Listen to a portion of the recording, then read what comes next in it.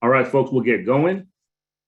It's a privilege and a pleasure to welcome everyone here to this afternoon or this evening's event, depending where you are. It is co-sponsored by the Center for Ideas in Society and the Department of English here at UC Riverside. My name is Dylan Rodriguez. I'm the co-director of the Center for Ideas in Society, and I've been a faculty member here for almost 21 years. So I wanted to open the occasion by honoring Rupert and Jeanette Costo's legacy of cultivating an indigenous bodily, archival, and epistemological presence at this campus.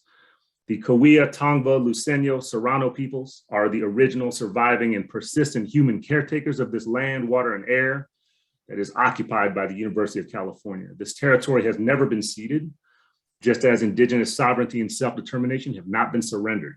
UCR is inhabited by indigenous, Aboriginal, and First Nations peoples from all over the world, many of whom are among our faculty, students, and staff. UC Riverside is mere blocks away from the place where the Riverside Police Department stole the life of 19-year-old Taisha Miller in 1998. A reminder that this institution and the University of California generally has a long history of proximity to and active complicity in anti-Black and state-condoned violence. It is thus with a sense of humble gratitude and urgent obligation that I ask us to confront the conditions that surround and permeate our gathering here today. I look forward to continuing to work with many of you to decolonize this world and create possibilities for abolitionists' thriving thought and creativity.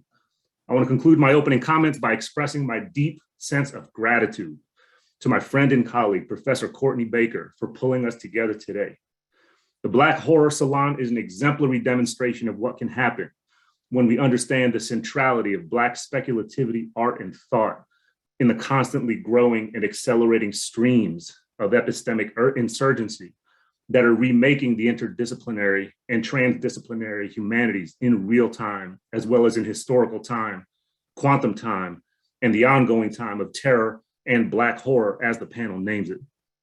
As I hand the virtual mic over to Courtney, I thank her, as I also extend my appreciation to the community of scholars and artists who are here with us. What they're about to share will undoubtedly alter our ways of thinking and being in the places and moments that cannot escape what Courtney calls in her proposal for this event, the trauma and death work of Black livelihoods. Courtney.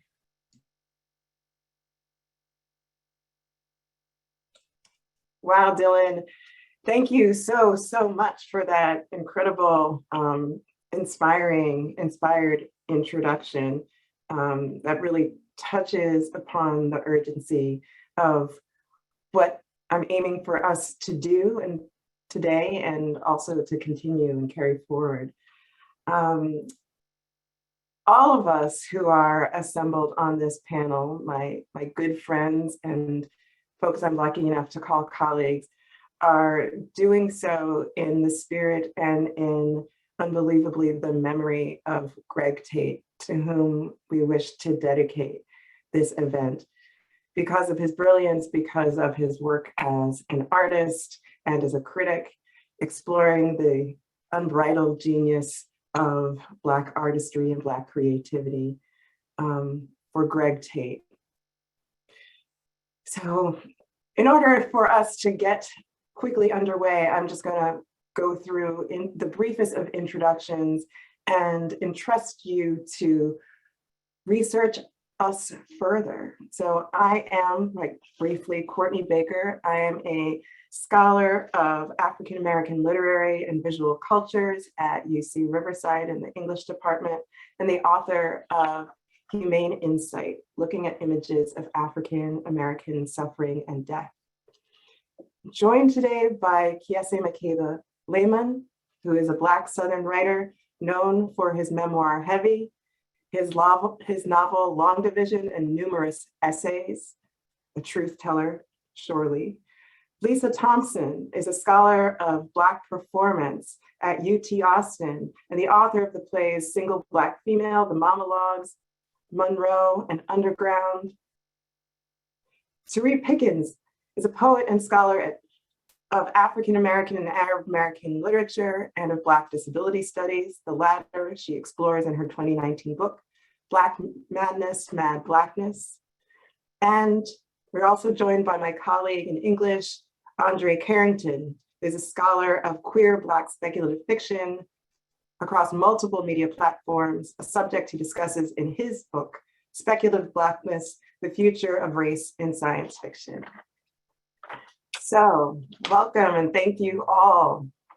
I'm truly fortunate to count you as my friends.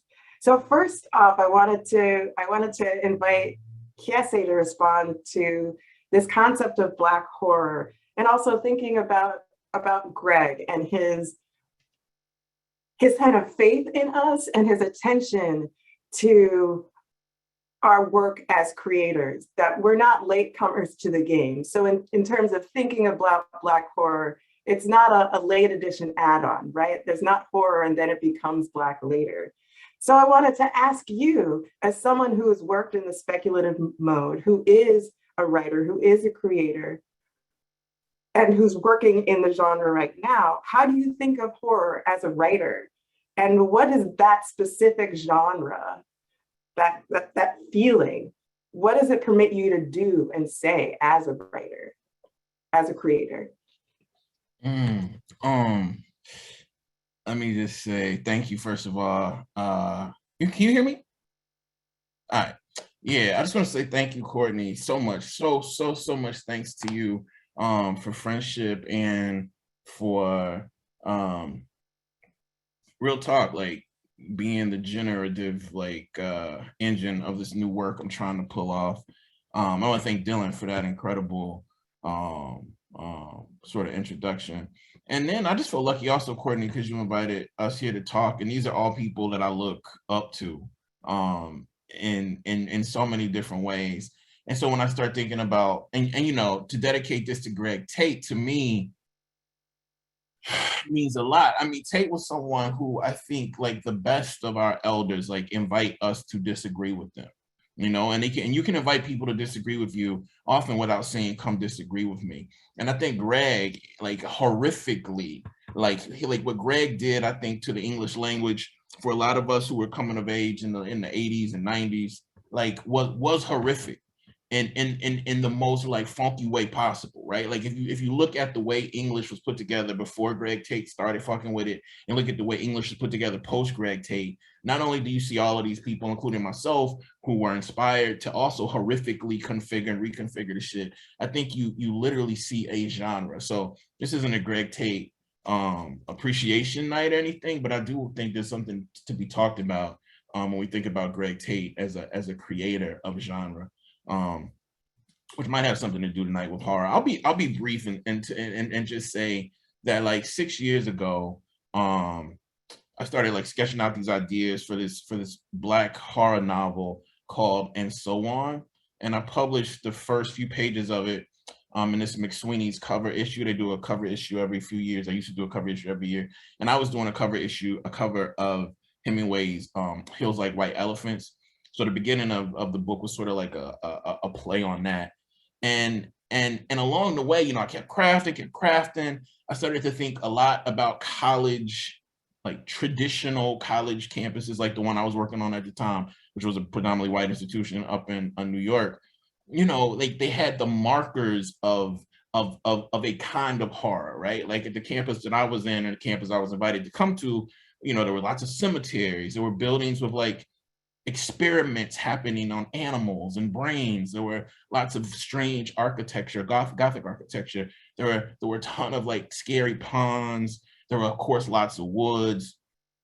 There were these strange gnomes at the place where I worked. They called it, like, Shakespeare Garden. That shit was mad scary. I hated to be there at night.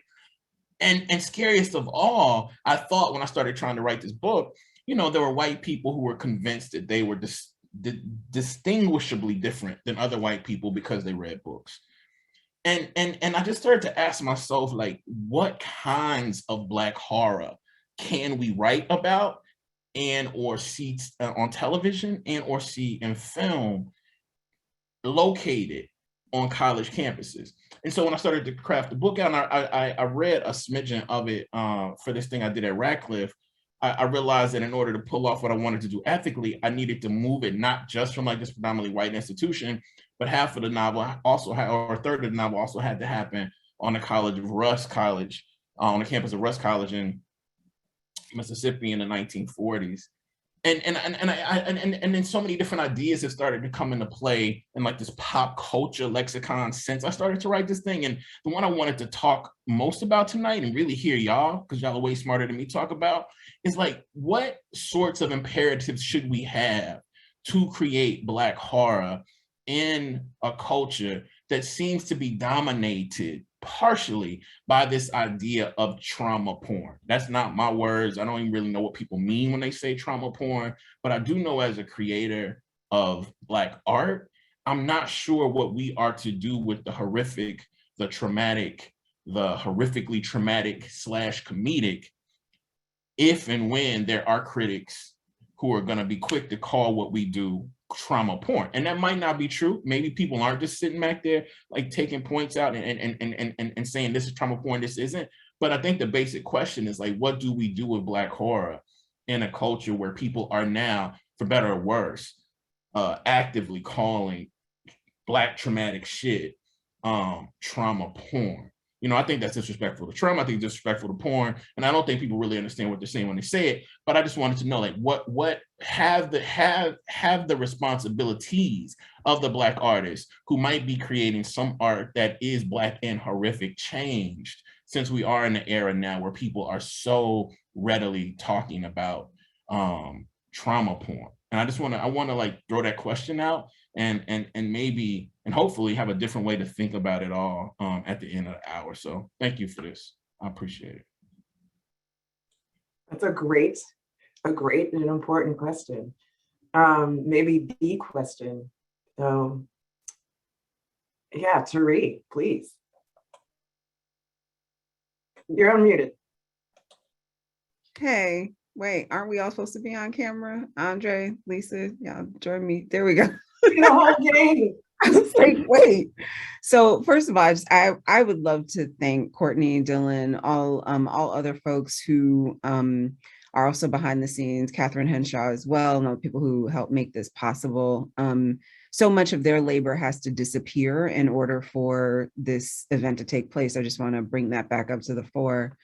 As Key was talking, I went to my bookshelf and I got this and this. The object of the book, those four walls, transformed me as a reader. Greg Tate also was generous enough to talk to me at some point about writing, and there's, I mean, he didn't have to, right? And so being able to glean from his wisdom was really, really crucial for me as a writer. I think kind of thinking about Kiese's question, the first thing that comes to mind is that horror is a genre. And it has particular kinds of genre conventions where the anxieties and hangups and desires of a culture are revealed in that genre. And so often the anxiety has been Blackness and different forms of, and various forms of difference. So also queerness and womanhood. And, you know, it's not an accident that in Alien, which is a kind of horror film, the thing that they're afraid of is a very large vagina. It is not an accident that Will Smith, and this is not technically a horror film, Will Smith and Jeff Goldblum blow up a giant vagina in the sky as they exit with lots of things shooting at them. So vagina dentata, you know, sperm gone awry, who knows, right? But these are the anxieties and desires of a culture written in a genre form. But I think what Black horror does is retool the genre itself such that whiteness is the anxiety at the very least, or if not whiteness, although I think that's there, white supremacy. And so what does it mean to accept the things that have been heretofore deemed scary? And to think about the consequences of calling it logic and rationality at the epicenter of such a place like the university, and to ask, how is it not horrifying that you are ripping life apart in order to find out things that are just part of your curiosity, right? Is there an ethical impulse, right? And so what I think Black horror does is ask us to question the logics of a white supremacy that treats Blackness consistently as a point of anxiety and as a place of undesirability.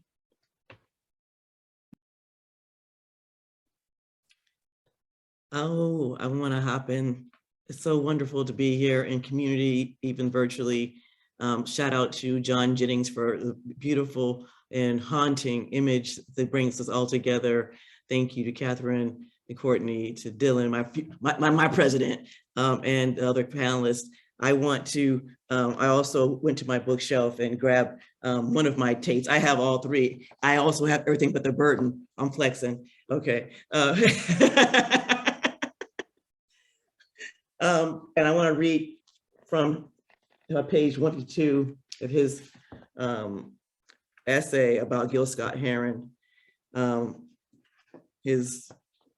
the end of Gil Scott-Heron, and he says, "But at the end of the day, here we go again. Just another dead Black genius. We lacked the will or the mercy or the mechanisms to save from himself.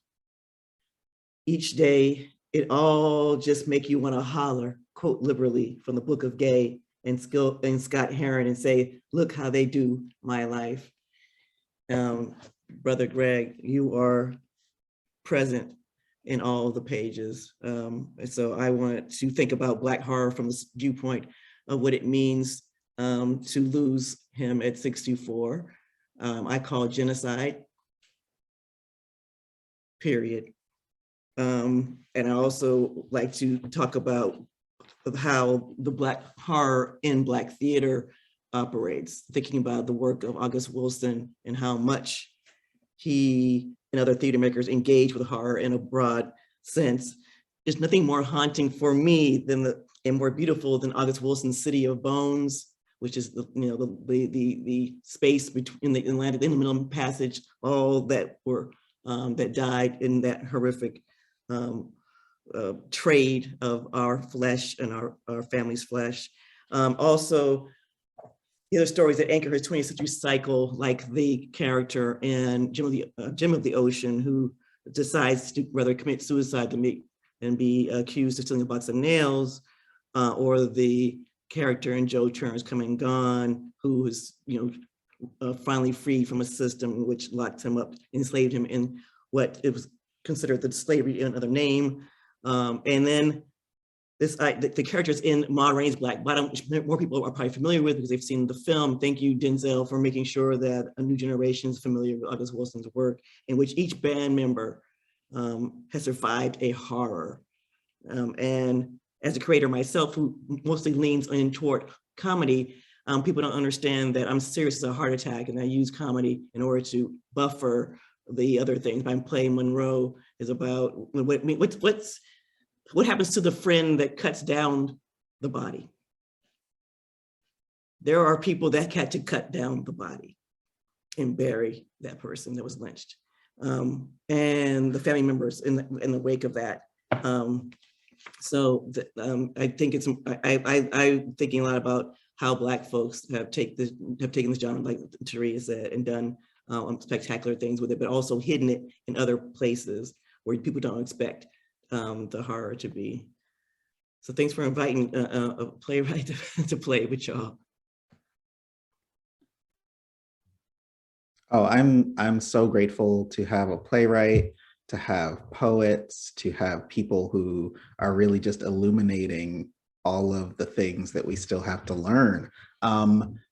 I didn't know Greg Tate personally, but I knew his writing in The Village Voice when I was in grad school in New York. And I knew that he was one of the people who coined the term Afrofuturism in conversation with Chip Delaney and Trisha Rose and Mark Derry. And so there's always been this presence for me of what he had to say and the hip hop generation speaking in a moment that succeeded Black Power and Black Arts generation, that really was part of this continuity between all the things that we understand to be new and about the future and all the things that we've inherited. So I'm grateful to have inherited all the work that he did and the conversations he was a part of that are going on now. I would like to turn away from Black trauma and trauma as a place that captures us, because it's powerful, and I think it makes us want to turn away. Right? It's undesirable, but it in itself it gives us a desire to look elsewhere, and that's an important instinct to follow. It's an important response that we develop intuitively, and trusting that intuition, I think, can be really valuable. So when I look at a landscape where we are increasingly called by and drawn to look back at trauma, I think of the things that trauma takes from us, and what we're not paying attention to if trauma captures us that way. And that's memory. That's the ability to tell stories, to reconstruct what happened, and to imagine what happened where we're not sure. So I think what horror can do is give us a way of looking at that uncertainty that's not only fearful, but to name it, to know why it generates so much fear in us and so much aversion, and to put it somewhere where we know when we're looking at it and we know when we're looking away. And I think that's really valuable. It allows us to say we know what violence is, but not in a way that's continually terrifying and irretrievable to us, but in a way where it's specific. We can look for who did it. We can ask what can be done to make reparation for it. And we can go on living, right, without it defining us, or without what we don't know about it just scaring us. And I think that can be really inspiring. So while I am personally too much of a fraidy cat to engage with a lot of horror, I am as much a person who has inherited the trauma and who misremembers, my own history, and who doesn't have access to my own ability to reason or to trust my intuitions and feelings because of trauma. So knowing that horror is there as a resource is really helpful. It gets me to kind of look at what some of our brilliant colleagues do with horror as an art form and say oh, okay, I can look now. I can learn just a little bit from it. And that's valuable.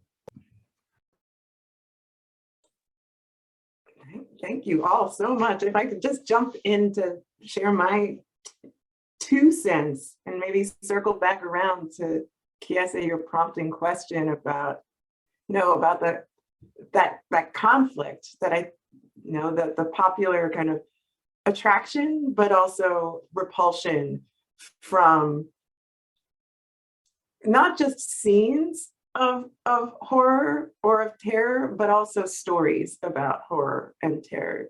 And, one of the things that comes to my mind is not that horror needs to be, or Black horror, it's not necessarily a document of the actuality of Black existence, right? That it's also operates in the speculative mode. It operates in the zone of the fantastic. And at the same time, we have 400, at least African Americans have at least 400 years of horror stories that have yet to be mined in our 70 years after the fall of Jim Crow, less than 200 from the end of the Civil War, the Emancipation Proclamation, which it does not, in fact, outlaw slavery, as we know, just consigning that into prisons and mass incarceration. So thinking about the stories that are available, and also an understanding, I think, and appreciating that horror, as Andre was talking, I was thinking about the overlap and the distinctions between horror and tragedy, right? And horror, I think, as Lisa and Cherie brought up, horror is a genre where someone can come to the rescue at the end. It could be a Black person, right? Think about the end of Get Out. So the conventions of the genre, that some of which get messed with, like the final girl. Oops, that final girl has to go because she's not part of the Black horror narrative, though there's the alternative ending where she does, right? But yeah, thinking about, I really, what Tari is saying, that it's that both and the genre, there is a turning towards the genre and a turning away from particular, I think, spectacular indulgences in the unprocessed, well, this is just what Black life is. It's just a scene of trauma. It's just a scene of horror, and it's inescapable. But no, there's imagining otherwise that is also possible and processing what's happening.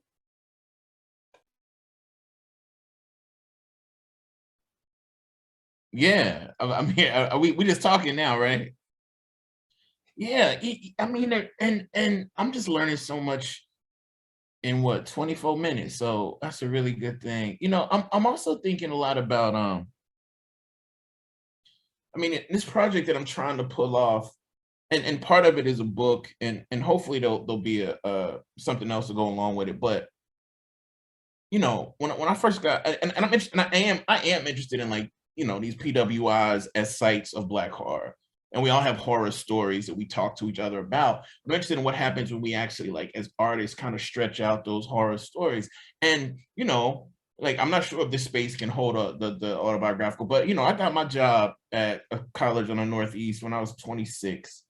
And, when I went for the job interview and you had to go through some gates, there was security, I knew not to drive my car. You know what I'm saying? I turned around when I literally saw you had to drive through security, park my shit at the scary ass hotel they had me sleeping in with the little white kids up on the wall, the paintings. Like, so everything about it was horrific. The pond, which is supposed to be the makeout spot, I'm scared of that shit. Like I said, the little gnomes, blah, blah, blah. But like what I'm kind of trying to tease out in my work now is, like, what do you do as a Black subject when there is nothing white people can do that can scare you? Like, if they can't scare you, because, like, for a lot of folks, where I'm from, Mississippi, there ain't nothing these motherfuckers can do that doesn't mean we're gonna withstand it. But so part of horror for us is surprise. And what I'm trying to work with in this new work is, like, so what happens on these PWIs when you are kind of, like, cultivated and ready for the sorts of horrific shit that can happen, be they supernatural or realist. And what I want to do, and I'm not able to do it yet without pathologizing, is talk about the ways what you don't expect, right? Like, you're walking through Maine, whatever the fuck, and you see a young Black professor who's been there 2 or 3 years before you, and she is sobbing in a way you've never seen anybody sob, and you're like, what's wrong? And she's like, blank senior Black woman did this to me. As a 26-year-old Black person, you're not ready for that kind of shit, right? Like, you're not ready to be in a world where Black solidarity does not exist as a counter to white horror. But for me, and a lot of other people I know, I don't know if y'all are on this call now, like, that was, like, the horrific place we stepped into. And not only did we withstand a lot of shit from the white people and a lot of shit from the older Black people who did what they did to us, but we sort of had to become it in order to stay and keep our jobs. And so, to me, that's sort of like the horrific manifestations and machinations that I'm interested in thinking about, but it could just be me. You know what I'm saying? You're like, I don't know how much to talk about this shit, because I'm like, yo, it may not be ubiquitous. It may just be some, like, and if it is particular, I think it can be interesting too. But I'm really interested in what happens when you cannot be scared of white people. And I'm not sure if everybody in this nation feels that. With being growing up in Mississippi, it's just something that I feel and see so much. So then, like, what does horror? Who actually can be, like, where is the site of horror? If you've already believed that, like, white folk are gonna do the most horrific shit in the world, and yeah, it's gonna hurt, but it ain't gonna scare you. It leaves Black people as the folk who can fuck you up and who you will fuck up the most. And to me, that is horrific. But I don't know if there's anything interesting in that as an art project. I mean, as you were talking, first of all, fam, you're not alone in that formulation. But as you were talking, I was thinking about what does surprise me on a PWI campus, and it's kindness. the genuine smile, you know, the one that's actually where the eyes move and not just the corners of the mouth, or where someone actually kind of intercedes and they want to answer to how are you, that's significant. And there's a moment in my day, sometimes when I get an email from someone that is actually extraordinarily kind.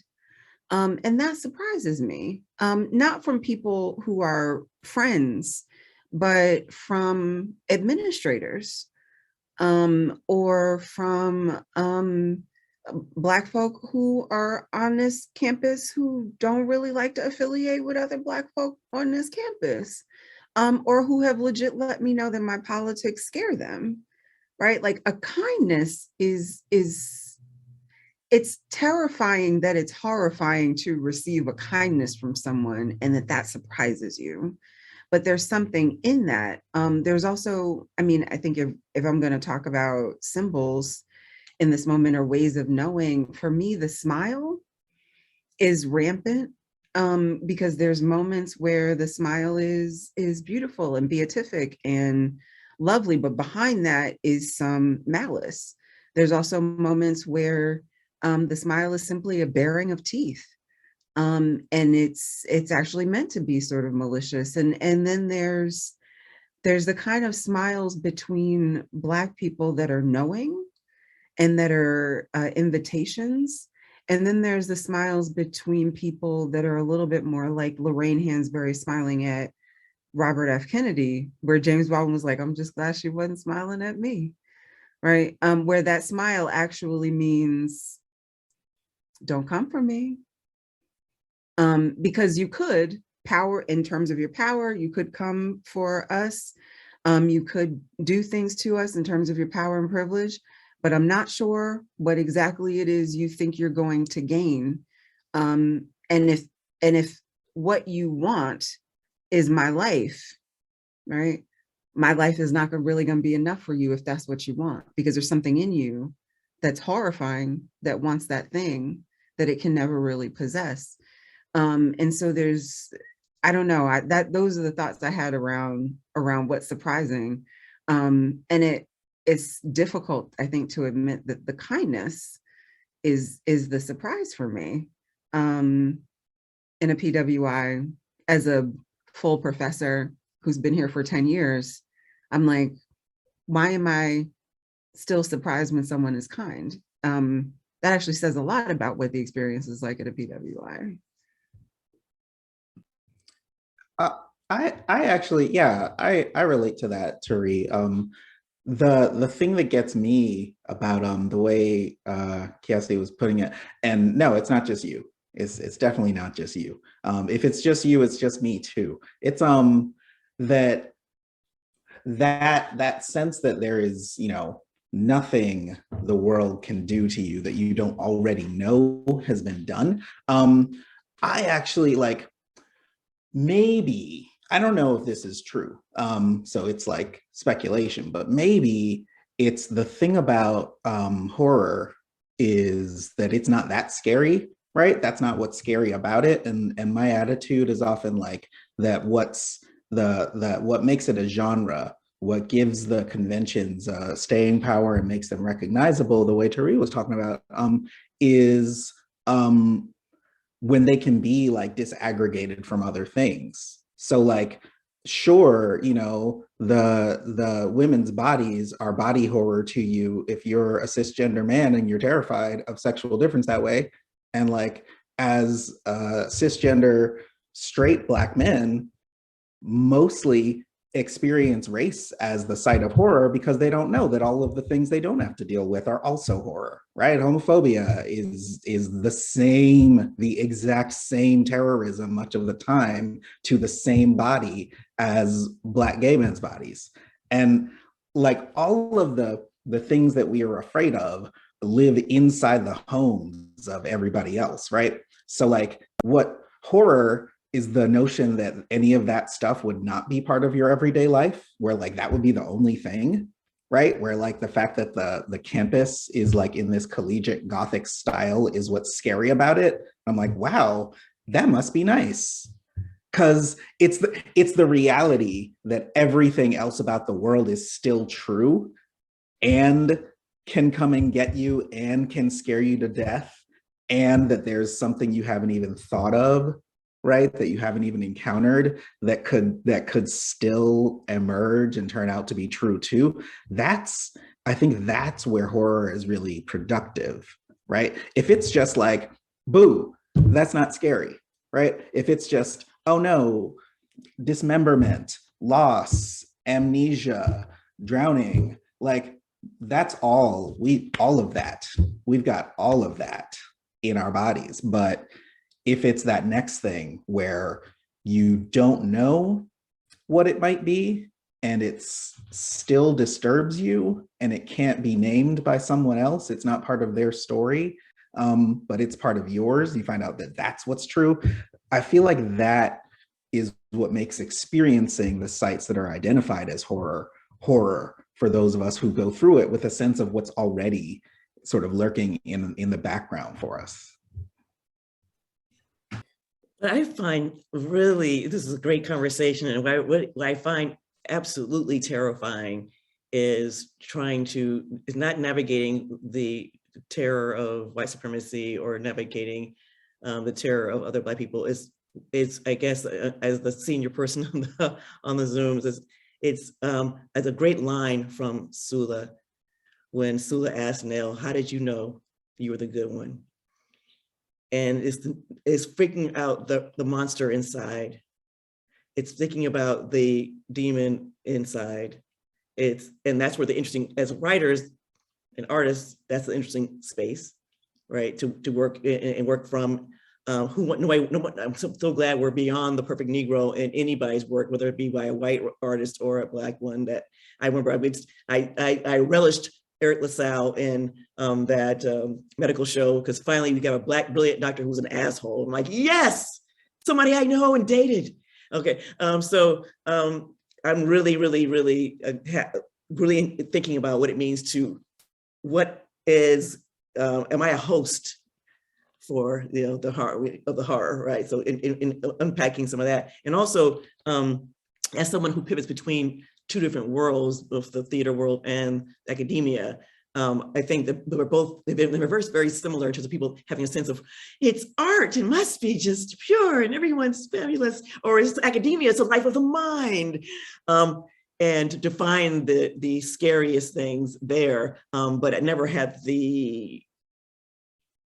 I wasn't naive enough to think that any of these spaces in the country in which we're living on, I mean, what are we built on? I mean, it's just like, let's unpack that, right? And being the kid in school, now that we're talking about trying to make schools teach a certain narrative, and now that we've had this 2 generations of Black studies, cut all that, thinking about what it means to be that kid that was raising her hand in California schools saying, are we gonna learn about the internment of the Japanese? Because Joanne Koga's grandparent, excuse me, I was that kid. So, so all those things, right? Thinking about the connection between us and other people of color and the horror collectively they're dealing with. So I don't know, it's a lot I'm thinking about, but the horror within, what has this living in this made me into is a big thing I'm interested in. I kind of want to pick up on that and also use it as an opportunity to turn to some of these wonderful questions that we have from our attendees. Because as folks were speaking, as Kiese, you were talking about, the banal terror of the campus, right? That everyone seems to think that everything is fine, but it's really not fine. And the terrorism or the horror of the unexpected kindness. And I'm also brought to think of a couple of lines from Toni Morrison, one from Beloved, that there's no house in this country that's not filled to the rafters with a dead Negro's grief, right? To kind of speak to Lisa's point. And also, if horror is about transgression, the horror of they came in my yard, right? They came in my yard. And I think about that when I think about what happened in Charleston, right? These sacred spaces, right? Not just of us being in these predominantly white spaces, but being in our spaces, and the degree to which we can or cannot rely on safety.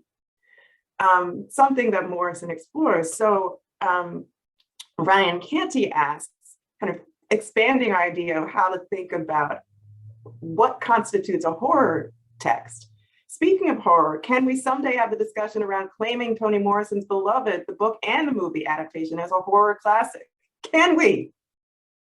Today might be your lucky day, Ryan. No.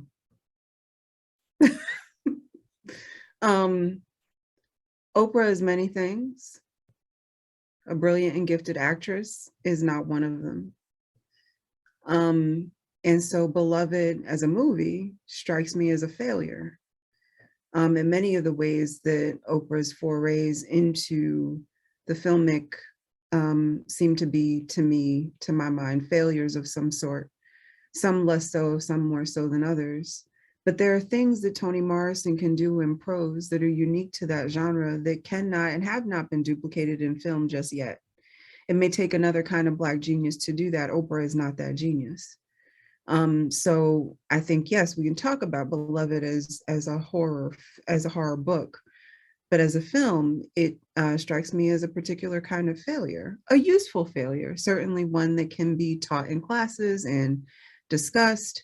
But in terms of living up to or being in dialogue with the book, it does not achieve that aim. And I would, if I had more home training, apologize to people in the audience for having such a forceful opinion.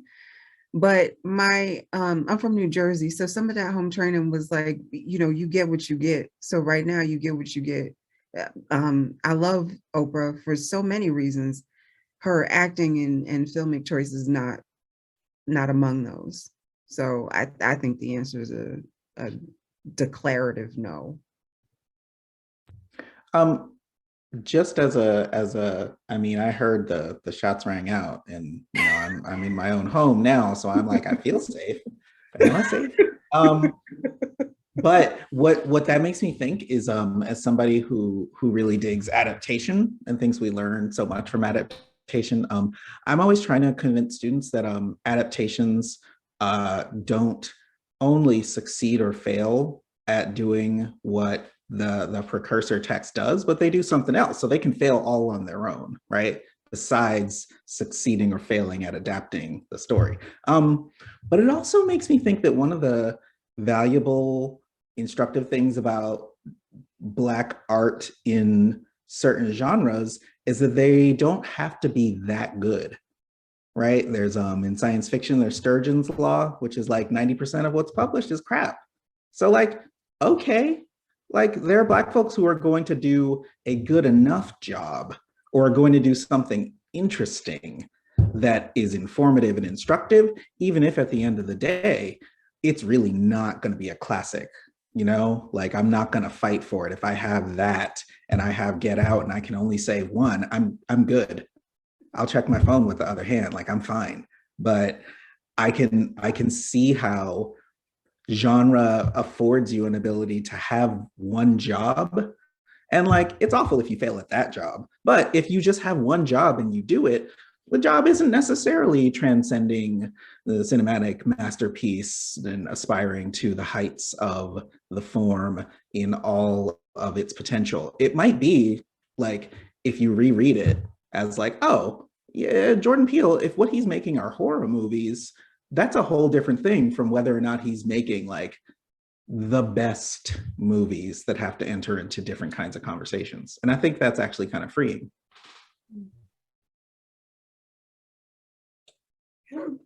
Maybe related to that, but thinking about the different ways into Black horror text. So I kind of want to ask Erica Lloyd's question to Kiese and Lisa as creators, and how you think about the relationship between horror, Black horror and Black joy or pleasure, right? I mean, we don't just read or consume to hurt ourselves. So how do you think about those coming together? I saw that question in the Q&A. I got excited about it because I grew up watching with my brother, older brother, and he would like to watch the scary movies. So there's a lot of pleasure in horror, and I think we should talk a little bit about that too. There's a lot of people get a lot of joy out of that. Like, it's coming out this weekend, we go all and especially going to the theater in my neighborhood or the hood, and how it's call and response. It's on. We're gonna be, oh, watch out! Oh, she's gonna be killed. Watch, right? That's part of the joy. I'm sorry, that's it, right? I, like Andre, I'm a scaredy cat, and I'll be like this the whole time, watching, and they tease me all the next night, and then in the middle of the night, my elder siblings like, oh, I'm gonna get you. Something, that whole thing, right? So, but the thrill of that.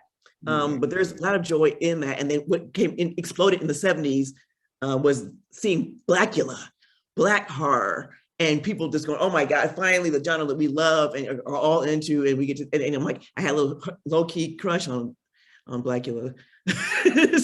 So there is joy even in the horror. And even for someone who's not my favorite genre. I mean, definitely not that, but it is something. And now, because my beloved is in Fear the Walking Dead, I'm like, only Coleman Domingo get me to watch something about ghouls and zombies and what have you. And now he's in Candyman. I said, now, Negro, now you don't gone too far now. I can't. We're gonna have to cut this. So I probably will see it because I see everything he's in. But I'm like, you really trying me now. Anyway, but there's a lot of joy in that, and seeing Black folks get to play, Black creatives get to play in this way. It's delightful, and they're enjoying it. And I'm like, I think sometimes people forget that the people that you're going hard against are like people who are trying to pay for their parents' retirements, and trying to, there is human beings just trying to do their work. And here are your options. You cannot eat, or you can be in this film. And I'm not sure how many of us are giving up where we are eating from for the culture. So. Yeah, I rock with that 100%. Like, for me, I think, I guess it depends on one's aesthetic, but I think generally, like, some of us are trying to create depth in a traditional way. Like, if you have joy here, traditional joy here, you have traditional horror here, and you make the reader or watcher think and feel, there's going to be some depth there, blah, blah, blah.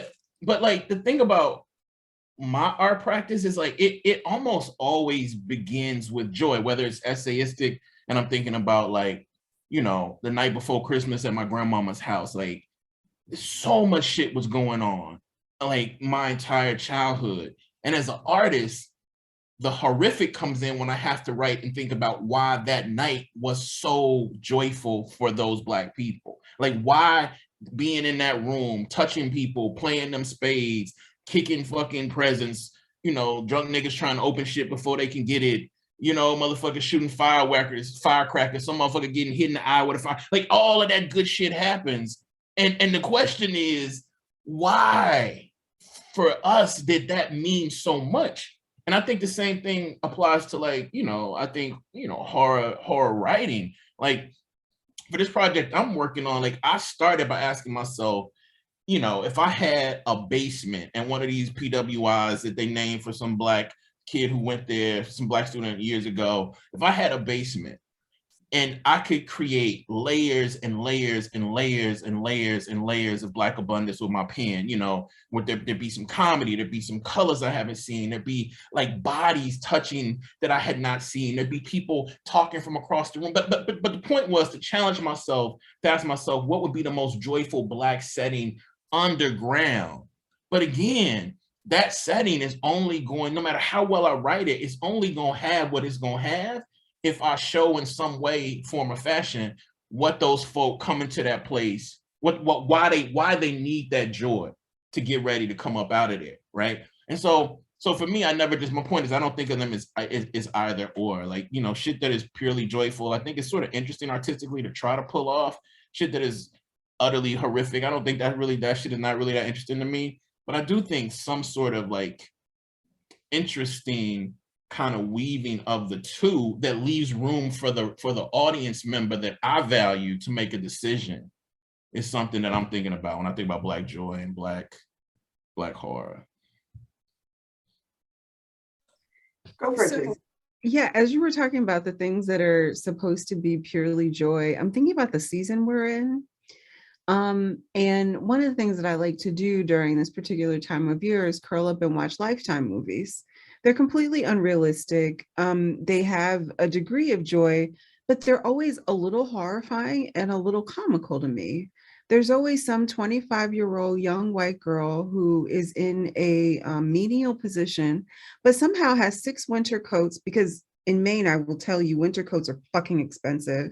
And she also has a fully furnished apartment with art on the walls, and somehow has time and money to take a vacation to go see some long lost love that she's been pining over since 7th grade. Now, what I find fascinating about these is trying to guess which parts of the formula have been included. So this is more of an intellectual exercise.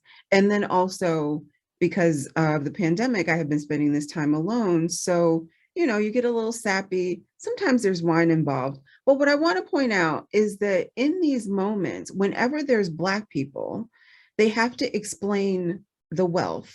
So sometimes you have Black folks with one white parent, one Black parent, and so the white parent is giving you the wealth. Sometimes you have the horror of a dead parent, and so it becomes, I guess, to mention the critique in Lorraine Hansberry's Raisin of the Sun, that all of the aspirations of a Hope and Family rest on a dead man. So you've got some of that horror, and then you've also got the horror of this, to my mind, romantic encounter where this Black heroine or mixed race heroine encounters love without ever having to discuss race. And I'm like, what happens the first time he feels your weave? What happens the first time he figures out that the curtains don't match the drapes? What's gonna happen? This is horrifying to me. This Ever After is a potential horror movie, but it's because I think Hallmark and Lifetime start with the idea of pure white joy. All right. So the Black ways of knowing, at least with me as a viewer, and I think other Black viewers as well, becomes the occasion for understanding what joy you can get out of seeing how these horrible things fit together, or what horror you can get out of seeing these supposed joyful things fit together. I'm not sure I'm actually making much sense, but I think there's something about the mundaneness of that interaction where I'm like, this is actually horrible for me. How is she going to love this man? And he doesn't seem to know who Beyonce is. I'm very confused, so. The white supremacist settler mundane as the setup for Black horror. Like, it actually is, right? I think that's part of what you're getting at when you talk about the PWIs. I mean, which kind of speaks to Brandy Lewis's question about space, right? Which I think that they're referring to, the spatial aspects of constructing space in the theater, but also, Kiese, what you're talking about, the underground, right? Which I can't help but think of the other campus novel in another sense, right? Invisible Man, right? Of needing to go underground. And that novel ends with like a beyond horror, with like a dystopian apocalypse that requires a regrouping of going underground. And if horror is about coming out, there's so many spatial metaphors, coming out of the woodwork, right? Coming up from the grave, coming out from underground, that there is this spatial element, or even the off screen, right? The what happens after the credits roll, and yeah, they get married, and she says, and now I have to introduce you to my family, right? As Taria is talking about. And I just want to say, I think this is where, extended genre is so important because to consider, because I wrote this book called Heavy, and like, people are trying to make a film of it now, and fam, like like what I was trying to do in that book was, you know, sort of like flirt with horror at the end of everything, like let people think that they were going to be delivered and take the rug out, right? Because that's how my life is. But you just can't find people in Hollywood who are willing to be like, at the end of this movie, I want watchers to leave contemplative and thinking. No, like they really want mama and fat ass me to walk out of a casino holding hands, end of the story. We ain't never going back in the casino. And so I just wonder, as much as I talk shit about American literature, and there's a lot of shit to talk, in my experience now with TV and film, I think TV is changing a little bit more because of all of the streaming platforms. But like, I think there's something to talk about in terms of uplift, right? Like how uplift, for better, and I think for a lot of worse, follows Black folk into these places where, you know, even if you're creating art that is thoughtfully messing with uplift, the people who pay you ultimately are going to say, like, you can fuck with uplift all you want, but at the end, we need uplift. Like, we need people to leave this theater feeling uplifted. And that to me is a horror. Like, that is a horror, that you're telling me that you love my book so much that you want to like literally change it 100% to make it palatable to some motherfuckers who I didn't give a fuck about when I was writing. I'm not complaining, not woe is me in it, but I do think that there's something tied to uplift, which is also tied to class and middle classness that somebody brought up earlier, I think. I also thinking about the fact that I'm sorry, Andrew. No, go ahead. The fact that in the beginning in the book, you're like, I want to write a Black book. I want to write a Black, and I'm like, did they read the book?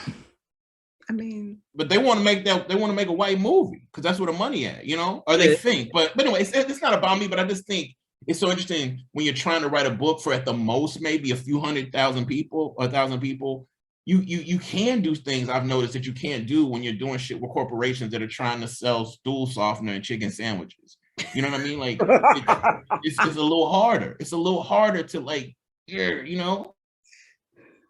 It absolutely is. Yeah. It is absolutely hard to do, right? Because it's not horror, right? Until it gets to be horror, right? And it's not going to get to be horror unless it gets made, right? And then maybe it will, and maybe it won't, because people will not get it. I think what you said about TV is really telling, right? Lovecraft Country did a lot for me. For one, it got me to watch something scary. Other times it made me mad. It made me mad at the cis heteronormative violence in the same way it made other people mad, because it was spectacular. It also makes me miss Michael K. Williams. And it also makes me not mad, but just disappointed in white horror, because it has had racist H.P. Lovecraft for a century and has never done the most obvious things to make those stories interesting in the time periods to which they're relevant, to say nothing of updating them in any ways. What I liked about it, and where I think it does some things that you don't often get to do in contemporary media, is that it made Black people in the stories take on the things that make horror horrifying for them, where it really was all of that, but it also it kept them there, right? And it kept us there with them, where they never left, right? They stayed in that story, and they stayed trapped in that reality where all of these horrible things were true and were real. And even though they defeated them, you know, one battle after another, monster of the week, what's horrifying, right? What makes the nightmare gripping is that it feels real, and it stayed real for all of them. And I think that keeps it from sort of unlocking the door at the end and everybody gets out and goes back into a liberal progress narrative. So that I think it's doing something. In a little way, it might be for the best that it doesn't continue, that it doesn't follow up, because Lord knows we'll drag the subsequent seasons as thoroughly as we failed to drag the first. So, you know, quit while you're ahead.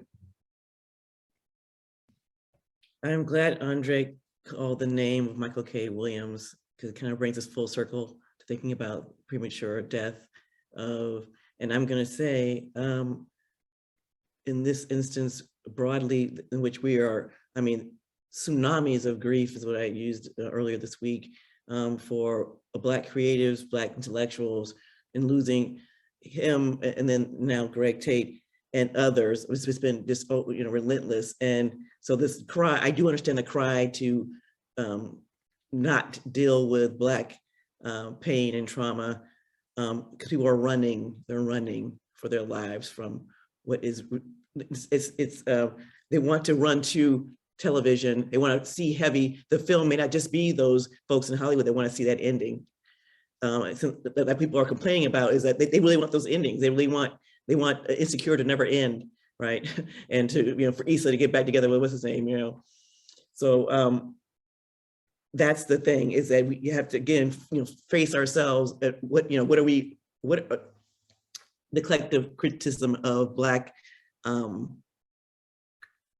creators in presenting stories that deal with Black death, pain, and trauma are too close to real life. That's why I never rode, when people would go to the music parks, and I never got on the roller coaster, because I'm like, that's what my life is like. I don't need, why am I gonna pay money, stand in line to do that? I mean, I'll be at the candy apple section.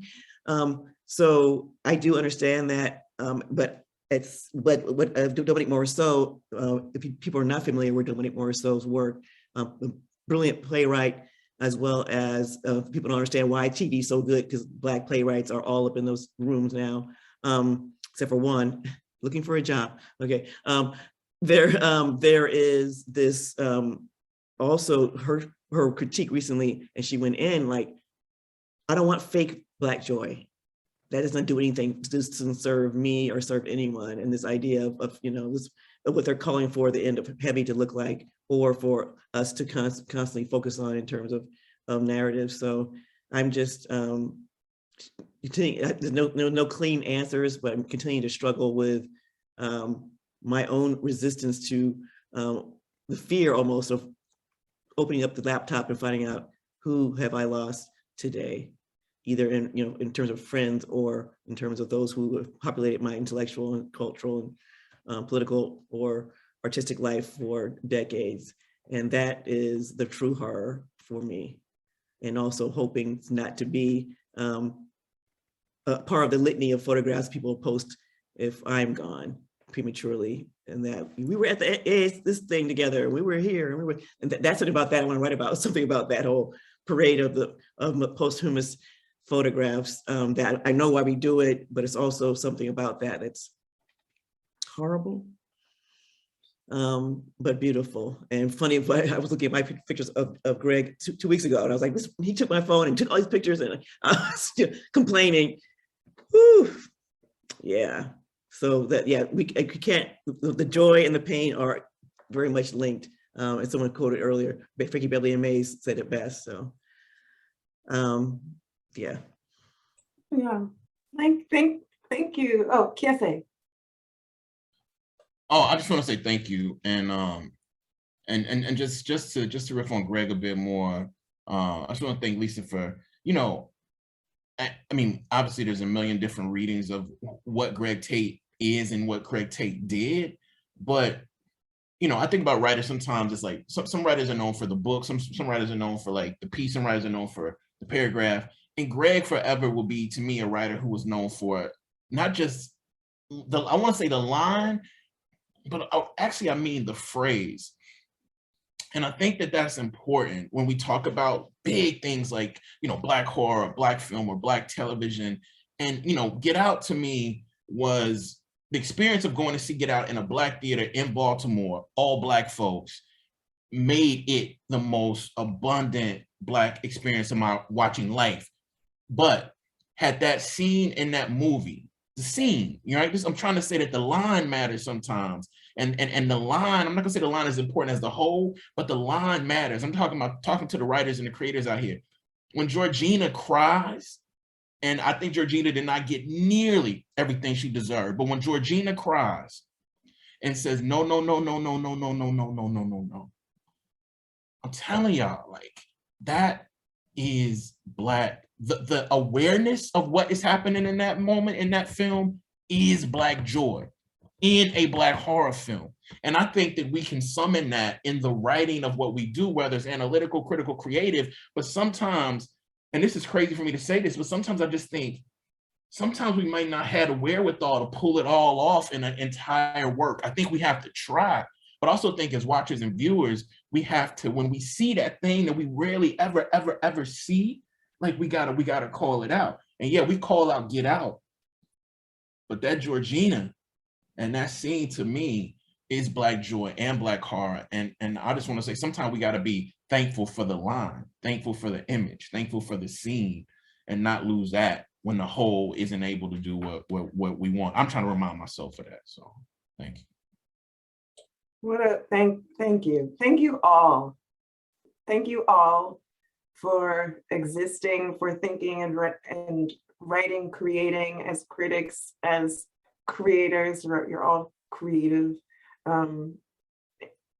Greg showed us, as Kiese reminds us, that the line, the discourse, that making things seen or making things are both really valuable to this Blackity Black existence. So thank you for sharing in this moment and thinking about how Black horror bends into Black joy and how it's all the stuff of our lives, but also and essentially the stuff of art, right? It's not just reality, that there are minds, there are genius creatives behind this work. So thank you for being those. And thank you to everybody who's helped put this together, who supported this event, and to everybody who's been in attendance. I look forward to seeing you at some other point and being in touch some other way. Take care. Love y'all. Thank you. Bye, everybody. Thanks for being here. Thank you. 118 people came through. We love you. Thanks for coming through. Thank you.